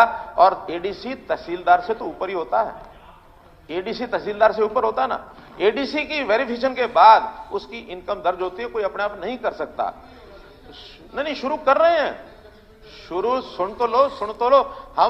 हम किसी सर्टिफिकेट पर आईडी और पहचान पत्र जिस तरह बने हैं, जितनी गलतियां हुई हैं, आप सबको मालूम है नहीं, हमारे को मालूम लग जाएगा। कोई उसकी ऑथेंटिसिटी नहीं है। देखिए, या तो कोई हम उस हिसाब से नहीं चलते, कोई एक लिस्ट 2011 में बैठ के बना दी, नाम दे दिया SECC, socio economic caste census, और आज भी उसमें लाखों आदमी हमने जो काटे हैं जिनके राशन कार्ड, किसी की इनकम 4 लाख, किसी की 3 लाख, किसी के 5 लाख, और इन 11 सालों में जितने लोग एम्प्लॉई हो गए बेरोजगारों में से, सबके नाम उसमें थे, किसी ने कटवाया नहीं। आखिर 9 लाख लोगों को अगर कटा और 12 लाख नए लोगों को बनाया है, इसका मतलब 12 लाख लोगों का अधिकार कौन खा रहे थे? ये जो इनएलिजिबल 9 लाख लोग परिवार है, ये उनका अधिकार खा रहे थे। अब आगे ये सारा विषय डायनेमिक रहेगा। पेंशन कट गई 5 लाख, तो पेंशन क्यों बनवाई? सवाल तो ये है, जब आपने 2 लाख रुपया सेल्फ डिक्लेरेशन पे होनी चाहिए। 2 लाख रुपए की ये आपने बनाई थी, उसके अंदर पहचान के भी परिवार पति पत्नी की इनकम बुजुर्ग की 2 लाख से ज्यादा नहीं होनी चाहिए, हमने नहीं बनाया। उसके बाद भी आपके समय भी हम भी उसको शुरू में चेक नहीं कर पाए। 4 लाख, 3 लाख, 5 लाख सब परिवार। जितने साल में रहा उतने साल आपको हो गए। अब मेरी बात कह रहे हो? नहीं, वो तो मैं अपनी कह रहा हूं, आप अपनी भी कह रहा हूं, क्या करते रहे? मैं आपकी भी कह रहा हूं, अपनी भी कह रहा हूं, लेकिन अब गलत काम कोई बर्दाश्त नहीं करेंगे। बहस की बात नहीं है, गलत बात कोई बर्दाश्त नहीं करेंगे। तजर्बे से सीखना चाहिए कुछ। मेरे तजर्बे सीखो। गेस्ट टीचर भर्ती किए थे इस तरह जिस तरह आपने आज तक उनके बेचारे को लेकर नहीं हुई, उनको कितनी मुसीबतों का सामना करना पड़ता। तो ऐसा काम क्यों कर रहे हो आप? ये कुछ नहीं है। हुड्डा साहब आप या तो मैं क्या कह रहा हूं? नहीं, या तो एक छोटी बात सुन लो, एक छोटी बात सुन लो। आईना उठाया ना करो, आईना उठाओ तो पहले खुद देखा करो। वही मैं कह रहा हूं, दिखाया करो। वही मैं कह रहा हूं, आईना खुद तो वही मैं कह रहा हूं। आईना तो आपने उठाया, दूसरों आईना तो और मैं उठा दूंगा आपका आईना, तो छोड़ो इस बात की। मैं लेकिन मैं आईना उठा के देखो क्या किया आपसे नहीं हूं।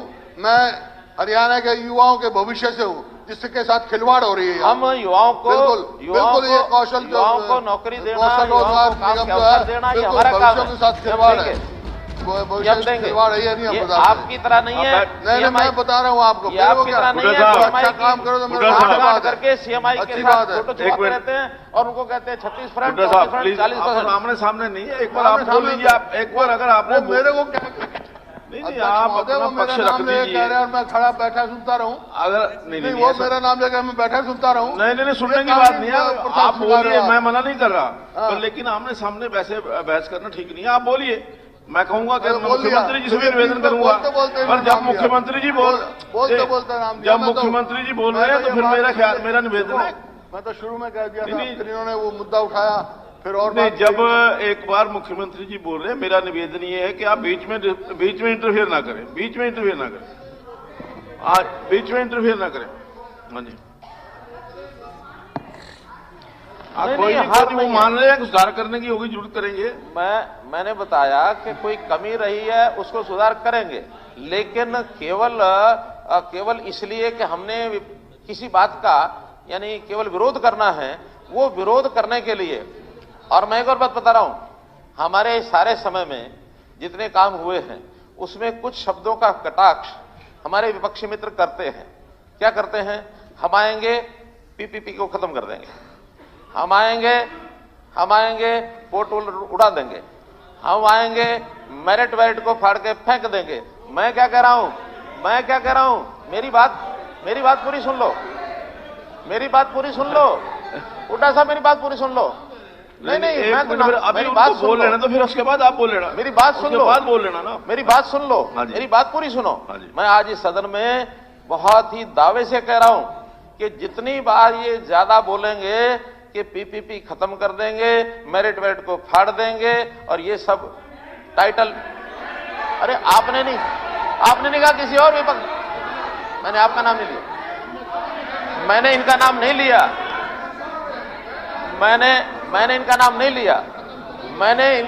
लिया। मैंने कहा कि विपक्ष के लोग कहते हैं, विपक्ष के लोग खाली ये नहीं है, विपक्ष के लोग और भी हैं, विपक्ष के लोग ये हैं और कह रहे हैं कि पोर्टल वोटल सरकार भी पोर्टल से चला लेना, विधानसभा भी पोर्टल से चला लेना। विधानसभा तो नेवा से चल रही है, ये पोर्टल से ही चल रही है और ये पोर्टल तो खूब लागू करेंगे। इन पोर्टल से ही ये भ्रष्टाचार का जो खाना है ये सब खत्म करेंगे और ये पोर्टल के माध्यम से ही जो बेरोजगारी, मैं कह रहा हूं हमने इतना कर दिया है कि इसकी तकलीफ क्यों हो रही है? तकलीफ इसलिए हो रही है कि जो इनके सहारे से जो लोग एक फौज खड़ी हुई थी, जो कमीशन खाने और जो तरह तरह की दलालियां करनी, आज वो सारी खत्म हो रही है और सब लोग बेरोजगार हो रहे हैं। वो बेरोजगार का आंकड़ा बार बार इसीलिए गिरा रही है कि लोग बेरोजगार हो गए हैं। तो इस बेरोजगारी की लंबी लाइन जो उस प्रकार के लोग हैं उनकी सबकी लगने वाली है। एक मिनट उनको मुख्यमंत्री जी, मलिक साहब उगला भगत मत बनो, आपके लीडर इतनी भारी करप्शन है प्रदेश में, कोई पहचान नहीं किसी आपके लीडर खड़े हैं, वो आपका। लेकिन मैं बहुत सारी बातें करना चाहता हूं।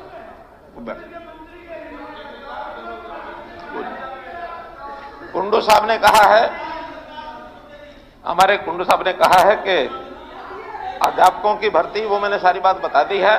उन्होंने कहा कि पीएन के लिए भी बहुत बड़ी क्वालिफिकेशन के लोग भर रहे हैं। देखिए, पहली बात तो यह है कि अभी खुली भर्ती, और वैसे बोलते रहोगे बीच में, बैठ जाइए आप। पहली बात तो यह है कि हमने इस प्रकार की भर्ती के लिए उसमें अलग से नहीं जाता है कुछ भी। कोई एक रिक्वायरमेंट होती है, उसमें जो लोग भरते हैं, एक्सपीरियंस के लोग पहले लिए जाते हैं, बाद में उसमें जो क्वालिफिकेशन के हिसाब से लिए जाते हैं, क्वालिफिकेशन के नाते से कोई भी नौकरी होती है, मेरिट का मतलब होता है उसकी हायर क्वालिफिकेशन के हिसाब से उसको दी जाए। क्योंकि आज कोई ऐसी कंडीशन या कोई ऐसा सिस्टम नहीं है, किसी भी सरकार में नहीं, अपने में नहीं, कि इस नौकरी के लिए इससे ऊपर के कॉलेज के लोग नहीं लिए जाएंगे।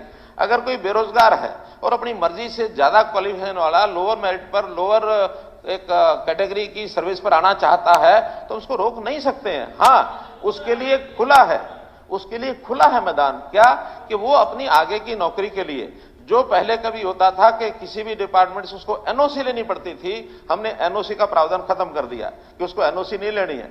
कहीं भी नौकरी कर रहा है, उसके बाद वो चाहे एचसीएस आईएएस भी बनना है तो सूचना देता जाए और आगे बढ़ता जाए, लेकिन प्रारंभ में जीवन स्टार्ट करने के लिए अगर उसको छोटी नौकरी भी मंजूर है, वो लेगा, उसके हित में, उसकी सुविधा में। अगली बात, एचकेआरएन में भी जब ये कई तरह की पोस्टें आएंगी तो हमने ये भी नियम बनाया हुआ उसमें कि पहले हायर एजुकेशन की पोस्टें उसको भरा जाएगा। मानो अगर 10 पोस्टें एमए के लिए उपलब्ध हैं तो एमए वालों को उसका अवसर दिया जाएगा। इसके बाद अगर बीए वालों की उपलब्ध हैं तो बीए की उसमें एमए भी आएगा, बीए भी आएगा। इसके बाद +2 की हैं और बचे हुए अगर ग्रेजुएट और पोस्ट ग्रेजुएट +2 की लेना चाहते हैं तो उसमें भी अवेल करेंगे। इसलिए हायर एजुकेशन के लोगों को प्रायोरिटी से पहले उनको नौकरी दी जाएगी, बाद में जो उपलब्ध हैं उसके बाद उनको मिलेगी। तीसरा, हम HPSC this reservation for SC OBC वो क्यों नहीं फॉलो करने हैं जो बाकी जगह है? नहीं, इसमें करते हैं। क्या करते हैं कि इसमें सबसे पहले रिजर्व्ड कैटेगरीज के लोगों को उसमें से निकाल के दिया जाता है। अगर मानो रिजर्वेशन का क्राइटेरिया पूरा हो जाता है, सपोज एससी 20% हो गए, बीसी ए, बीसी बी 11 और 16 जो है उनके लोग लिए जाते हैं। इसके बाद जब रिजर्वेशन की कैटेगरी के लोग पूरे हो जाते हैं, फिर शुरू से लेकर नीचे तक ओपन में सबको लिया जाता है। उसमें जनरल भी आएगा, उसमें एससी बीसी भी बचा हुआ वो आएगा, उसमें ये भी आएगा अपना बीसी के भी लोग आएंगे, बीसीए बीसीबी एससी। तो इसी कारण से अभी तक एचकेआर में जितनी भर्तियां की गई हैं उसमें 37% जो है वो एससी के लोग हैं, 37%। बीसी बीसीए 27.4 है, 27 चाहिए, इसलिए वो कहीं कम नहीं हुए। हाँ, यदि कहीं फिक्स्ड है वो तो अपनी मेरिट पे होंगे या अपने उसमें हो गए होंगे, लेकिन कोई उसका रिजर्वेशन तो नहीं है ना उनकी। देखिए, रिजर्वेशन के बराबर नहीं है ना, सुनिए, वो तो वैसे ही आगे जैसे भी आएंगे, रिजर्वेशन के क्राइटेरिया से ज्यादा उन लोगों की हाजिरी हो, ये हमारा वोट लेने पड़ेगा नहीं, उनकी हाजिरी हो ये हमारा प्रयत्न है। अगर उपलब्धि नहीं है, मान लो हमने पीजीटी में स्वाभाविक है पीजीटी के लोग वहां कम मिलेंगे एससी में बीसी में। अब बीसी पूरे नहीं हुए तो आप ओपन कर लो, बीसी कर लो, कुछ भी कर लो, लेकिन उनको छोड़ा नहीं जाएगा। क्या होता है सरकारी नौकरी में, उसका बैकलॉग छोड़ के आगे बढ़ाया जाता है। ये चूंकि टेम्पररी नौकरी है, हमें अर्जेंट आदमी चाहिए काम करने वाले। अगर किसी रिजर्व कैटेगरी में लोग नहीं है तो उसको सब में से भर करके उस साल के लिए लगा लिया जाएगा।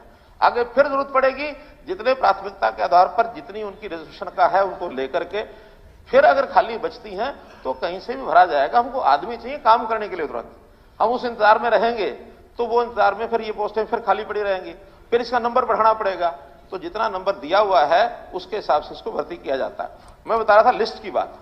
लिस्ट इसलिए नहीं कि जो क्राइटेरिया तय कर लिया, उस क्राइटेरिया में अपर जो लोग आते हैं उनको सबको ऑफर लेटर भेज दिया जाता है, क्योंकि कोई लिस्ट तो बहुत लाखों की बनेगी, सबको डाल ही नहीं सकते हम। तो जो क्राइटेरिया है उसमें जिनकी सिलेक्शन आ गई वो कंप्यूटराइज्ड है, कंप्यूटर ने ले लेना है। हाँ, एक चीज जो अभी तक नहीं हो रही थी उसको हम करेंगे कि क्राइटेरिया के मार्क्स क्या क्या हैं, वो आज के इस विषय में ध्यान में आ रहा है, इसको हम ओपन करेंगे। क्या कि मुख्यमंत्री अंत्योदय परिवार योजना के लोगों को कितना, इतने मार्क्स, एक 80 तक के कितने, इतने मार्क्स, एक 40 तक इतने, 2 लाख तक इतने, वो सारी जो क्राइटेरिया उसका डाल देंगे, आयु का भी डाल देंगे, जिला और ब्लॉक के जो नंबर दिए हुए हैं वो भी डाल देंगे, ताकि अपने आप घर बैठे कोई अपने मार्क्स गिन ले और गिनने के बाद जो कट ऑफ है उसका मिलान कर ले। अगर कट ऑफ से नीचे रह गया तो नौकरी नहीं मिलेगी, कट ऑफ से ऊपर आ गया तो क्राइटेरिया की आपने बात कही अच्छी है, गरीब से गरीब आदमी को मिलनी चाहिए, प्रायोरिटी मिलनी चाहिए, लेकिन ये तय कौन कर रहा है इस बात का सवाल है। परिवार पहचान पत्र जो है सही जस्टिफाई नहीं कर रहा है, ये बहुत सारी शिकायतें हैं, इस बात को हमारे को मंजूर नहीं है। इस वास्ते ये जो है कौशल जो निगम है इसको आप छोड़ दो, क्यों फिर कैसे ये क्या काम करेगा। या इसका मतलब क्या हुआ, या आप ये बताइए मेरे को, सबॉर्डिनेट सर्विसेज कमीशन में भी यही क्राइटेरिया लागू होगा? वहां कोई एग्जाम नहीं लेंगे, वहां कोई इंटरव्यू नहीं लेंगे,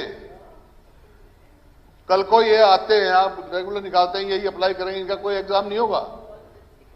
मैं बता रहा हूं ऐसा काम नहीं, मैं बता रहा हूं ना, एक लाइन में बता रहा हूं, बताने से नहीं, हम भी यही नहीं, एक लाइन में बता रहा हूं, बच्चों से भविष्य से खिलवाड़, एक लाइन में बता रहा हूं। देखिए, जो नौकरियां आपने बताई वो सब पक्की गवर्नमेंट की नौकरियां हैं, परमानेंट नौकरियां हैं। परमानेंट नौकरियों का क्राइटेरिया एकदम अलग होता है, लेकिन जो कच्ची नौकरी है, आउटसोर्सिंग की नौकरी है, टेम्परेरी 1 साल के लिए है, हम जरूरतमंद को दे रहे हैं, इसका और उसका कोई मुकाबला नहीं कर सकते। ये सब लोग अपने जो वहां का क्राइटेरिया है उसके हिसाब से अप्लाई करेंगे, कर सकते हैं, एग्जाम देंगे, पास होंगे, क्यों नहीं होंगे। अभी देखिए, पक्की नौकरियां खत्म कर दो, देखिए सब कच्ची भर्ती अब इसके लिए भी एक और नई घोषणा कर रहा हूं मैं, एक नई घोषणा कर रहा हूं। सुनिए, देखिए, समय समय पर बहुत से चेंजेस व्यवस्था में, सिस्टम में होते रहते हैं। उसमें सबसे बड़ा एक चेंज होता है कि किस विभाग में कितनी पोस्टें चाहिए, कितनी जरूरत है, कितने लगे हैं, कितने खाली रह गए। समय के हिसाब से बहुत चेंजेस इसमें होते हैं। अब दो चेंजेस मैं आपके ध्यान में ला रहा हूं। एक चेंज तो टेक्निकल युग आ गया है। अब इस टेक्निकल युग में फिर वही बात पोर्टल वाली, फिर आईटी के जमाने में बहुत चीजें अब आपकी ऑनलाइन हो गई हैं। जो मैनुअली जितने लोगों की पहले जरूरत होती थी, अब उतने लोगों की जरूरत रही नहीं है। अगर हमको अच्छी सरकार की व्यवस्थाएं बनानी है, यानी जिसको इफेक्टिव करना है, समय पर करना है, कॉस्ट इफेक्टिव करना है, तो हमको हर विभाग के सिस्टम को रैशनलाइज दोबारा से करना पड़ेगा। कितनी जरूरत है, आप जरूरत है उस हिसाब से पोस्टें अपनी सैंक्शन कराएंगे। नए सिरे से हर साल फिर जरूरत पड़ेगी, फिर सैंक्शन कराएंगे। और अगर कहीं ज्यादा सैंक्शन पहले से हैं, आज जरूरत नहीं है, उनको कम करने की भी आवश्यकता पड़ेगी, कम भी करेंगे। लेकिन यह काम सरकार अपने आप नहीं कर सकती। हमने बहुत कोशिश कर ली विभागों में, विभाग का अपना एक सोचने का तरीका रहता है। तो इसके लिए हम जो विचार किया है वो ये किया है कि हम एक रैशनलाइजेशन कमीशन ये बना रहे हैं। और रैशनलाइजेशन कमीशन इंडिपेंडेंटली वो हर एक विभाग में किस पोस्ट की कितनी संख्या की जरूरत है वो हमें रिपोर्ट देंगे। उसके बाद डिपार्टमेंट इसको स्वीकार करेगा, और स्वीकार करने के बाद ज्यादा बढ़ाने की जरूरत है बढ़ाएंगे, कम करने की जरूरत है कम करेंगे। अब इसका दूसरा साथ में उदाहरण बता रहा हूं। बात आती है स्कूलों में, वही बता रहा हूं। 1400 स्कूल से लेके 9700 मैं बता रहा हूं, स्कूलों में टीचरों की पोस्ट का खत्म हो गई। बता रहा हूं, ऐसा तो नहीं होगा। बता रहा हूं, बेरोजगारी बढ़ रही है, जब तो नंबर 1 आ गया हम बेरोजगार। और ये मैं बता रहा हूं के चक्कर में बेरोजगारी बढ़ा दोगे। हाँ, नहीं, बेरोजगारी पर भी बोलूंगा। आज मैंने अगर थोड़ा संभाला तो इसलिए संभाला कि सबकी तसल्ली हो जाए। जहां तक स्कूलों की बात है, पहली बात तो हम ये ध्यान करें, अब जो वो बात जो मैं बता रहा हूं, पता नहीं उस पर हम खुश होंगे या चिंता का विषय होगा। हमारी आबादी की दर अब लगातार कम हो रही है। आबादी की दर लगातार कम हो रही है। 0 से लेकर 10 साल तक हमारे आबादी जो है अब मात्र 12% है, 9% है। और 10 साल से 20 साल तक 12% है। 20 साल से 30 साल तक ये 18% है, यानी 10-10 साल के। आखिर नीचे का बैच ज्यादा हो तो ऊपर स्वाभाविक है, प्राकृतिक तौर पर कुछ ना कुछ कम होने की एक संभावना बनी रहती है। लेकिन नीचे कम है और ऊपर ज्यादा है, इसका मतलब है कि हमारी आबादी की दर कम होती जा रही है। और आबादी की दर अगर कम हो रही है, ये आंकड़े मेरे ऑथेंटिक आंकड़े हैं, वो कहीं से भी आप इसको इनक्वायरी कर लेना। जब आबादी की दर कम हो रही है तो स्कूलों के बच्चे क्या होगा, कम हो जाएंगे। जब कम होंगे तो हमें उस सिस्टम को रिवाइज तो करना ही पड़ेगा। जेबीटी की बात आती है। जेबीटी आज जितनी सैंक्शन पोस्ट हैं उसमें आज भी 40,000 35,000 खाली दिखाई जाती हैं। ये 40 ठीक आंकड़ा मुझे ध्यान करना पड़ेगा, लेकिन खाली दिखाई जाती हैं। जबकि आज हमको गेस्ट टीचर लगाने के बाद वो टीचर हमारे सरप्लस हो गए प्राइमरी में। और सरप्लस को बचाया कैसे जाए, तो मैंने पिछली बार भी सेशन में बताया था कि जो नॉर्म था 1:30 गीता जिसमें हम करेंगी, नॉर्म्स 1:30 था, उसको हमने 1:25 किया, ताकि ये गेस्ट टीचर इनको हम खपा लें, इनको खपा लें।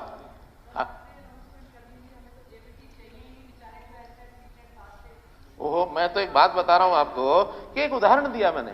ऐसे ही हर क्लास में या हर उसका जो उसके क्या बोलते हैं स्कूल का, एक 5वीं से 8वीं मिडल का नहीं, उसको एक फेज, चलो उनमें हर एक में प्राइमरी कितने, टीजीटी कितने, पीजीटी कितने। अब वो सब्जेक्ट वाइज भी चाहिए, टीजीटी पीजीटी, पीआरटी तो सब्जेक्ट वाइज नहीं चाहिए, तो उनका सबका मूल्यांकन करना पड़ेगा। स्कूलों में विद्यार्थी कितने हैं इसका देखना पड़ेगा। ऐसे ऐसे स्कूल बच्चे कितने हैं, 5 प्राइमरी स्कूल, 8, 10। नॉर्म क्या है, किसी भी प्राइमरी स्कूल में 2 पीआरटी टीचर होने जरूरी हैं। 10 बच्चों पर आप 2 टीचर रखेंगे तो आपको सिस्टम को संभालना कि नहीं संभालना। हमने 145 स्कूल बंद किए इसलिए कि उनमें 20 से कम संख्या थी। उनको वाहन व्यवस्था दी है कि आपको टेम्पो चाहिए, टेम्पो, या कहीं बस जाती होगी, मानो छोटा बच्चा बस में नहीं जाता, 3 व्हीलर है, कुछ भी व्यवस्था वहां के पेरेंट्स और टीचर करेंगे। उनका पैसा तय कर दिया, पर बच्चा पर किलोमीटर इतना पैसा हम उनको रिलीज करेंगे ट्रांसपोर्ट के लिए। ताकि साथ के स्कूल में 2 किलोमीटर 1 किलोमीटर से ज्यादा जो स्कूल है उसमें 1 किलोमीटर के अंदर है तो उसका कोई प्रावधान नहीं है। कई जगह तो 1 किलोमीटर के अंदर 2 प्राइमरी स्कूल, ये भी स्थिति देखने को मिली है एक ही गांव में। पॉलिटिकल डिसीजन कई बार हम करवा लेते हैं, लेकिन उसका इंपैक्ट क्या पड़ता है इसका ध्यान करना चाहिए। इसी प्रकार से बिल्डिंग्स का हम उपयोग करेंगे। आज बिल्डिंग्स की बहुत उपयोगिता, हमको आखिर वहां अच्छे पंचायत घर भी चाहिए, अच्छी हमको लाइब्रेरी बनानी है, हमको कम्युनिटी सेंटर बनाने हैं, उस मैदान का उपयोग करेंगे। कोई बिल्डिंग की जरूरत है ऐसा नहीं है, केवल बिल्डिंग के लिए और हम अध्यापकों को लगाएंगे। अध्यापक हमारी बच्चों की आवश्यकता है, टारगेट हमारा बच्चों को पढ़ाना है। बच्चों को पढ़ाने के लिए जितने जरूरी अध्यापक हमको चाहिए, लेकिन अध्यापकों की नौकरी देनी है, एम्प्लॉयमेंट अध्यापकों को देना है। एम्प्लॉयमेंट का विषय जहां तक है, इसमें भी बिल्कुल मैं स्पष्ट करता हूं। आज हम एम्प्लॉयमेंट क्या सरकारी नौकरी में सबको दे सकते हैं? नहीं दे सकते हैं। 20 साल से 60 साल तक के जो हमारे लोग हैं वो लगभग 57% है। 57% आबादी लगभग कितनी होगी? 1.5 करोड़। 1.5 करोड़ से ऊपर हमारी तो एम्प्लॉयमेंट 4 लाख, 3 लाख, 5 लाख, आउटसोर्सिंग को मिला लेंगे तो 5 लाख से ऊपर नहीं है। तो 5 लाख लोगों को अगर हमने देना है, अगर हम उसको 30 वर्षों को डिवाइड कर लें तो 20,000 से ज्यादा नहीं बनते। आखिर 30 वर्ष नौकरी करता है, 25 भी करता तो कितने? 5 लाख को 25 से 20,000, 20,000 से ज्यादा नौकरियां हम एक साल में पक्की ऑन एवरेज नहीं दे सकते। हमने पिछले 7-8 साल में 1 लाख की नौकरी दी है, ज्यादा नहीं दे पाए। और अभी भी और 2 साल में 50-60 हजार, 1 लाख जितनी भी बनेंगी, हम उसमें सारा प्रयत्न कर रहे हैं कि हम अपनी सारी पोस्टों के हिसाब से, जरूरत के हिसाब से, नोट पोस्टों के हिसाब से, जरूरत के हिसाब से एचपीएससी की नौकरी एचपीएससी में, स्टाफ सिलेक्शन कमीशन स्टाफ में, और जहां इमीडिएट जरूरत है एचकेआर में दे करके जल्दी से जल्दी भर्ती को पूरा किया जाए। ये बैकलॉग कोविड के दिनों का जरूर हमारा हुआ है, उसको सबको हम पूरा करेंगे। तो इसलिए मैंने रोजगार पर भी बताया, एचकेआर पे भी बताया, क्राइटेरिया भी बताया। मेरिट जो है केवल क्वालिफिकेशन है, ये होगी। कोई भाई भतीजावाद, कोई किसी के साथ ऐसा नहीं है कि किसी के कहने पर हमने, मैं आपको चैलेंज करता हूं, हमारे जितने विधायक है, मैं आपको चैलेंज करता हूं, मैं यहां पहली बात तो एचकेआर की करो। अभी आप, मैं उसके पर भी बोल दूंगा जब बोलूंगा, लेकिन उस पर भी 1 घंटा मुझे लगेगा। एचपीएससी और एचएसएस में 1 घंटा और लगेगा मुझे। नहीं, अभी एचकेआरएन, मैं एचकेआरएन का चैलेंज कर रहा हूं। आप सुनिए, एचकेआरएन का चैलेंज कर रहा हूं कि 90 के 90 विधायक, चाहे उसमें विपक्ष के हों चाहे सत्ता पक्ष के हों, किसी एक का भी रिश्तेदार आप लाके दिखा दो तो मैं कह दूंगा कि हां सिफारिश हुई है। किसी एक का भी रिश्तेदार नजदीकी लाके दिखा दो, क्योंकि मुझे पता है वो बहुत गरीब परिवारों से लोग लगे हैं, बहुत गरीब परिवारों। अरे मैं कह रहा हूं, मैं एचकेआर की बात आज करो, एचपीएससी में भी आपको बता दूंगा क्या क्या कहानियां हुई हैं, और आज से नहीं पिछले 30 साल की सारी बता दूंगा, मैं आपको सारी बता दूंगा। इसलिए अभी नहीं, मैं ठीक कर रहा हूं, यही तकलीफ है। सब लोगों को तकलीफ अगर है तो यही है कि ठीक क्यों हो रहा है, ये ठीक हो रहा है इसलिए तकलीफ है सबको। कहते आईना देखना चाहिए, आईना देखो आप, मैंने देख लिया आपका आईना, दिल में कुछ और मुंह पे कुछ। आईना कहीं भी टूटे नाम मेरा ही आता है, आईना कहीं भी टूटे नाम मेरा ही आता है। क्या मैं पत्थर हूं जो मेरे ही सिर पर यह सब इल्जाम लगाया जाता है? मैं पत्थर नहीं हूं, मेरा भी दिल है, तो मित्रों मैंने ये सारी बातें बताई आपको। माननीय अध्यक्ष जी, जितना विषय है वो सारा स्पष्ट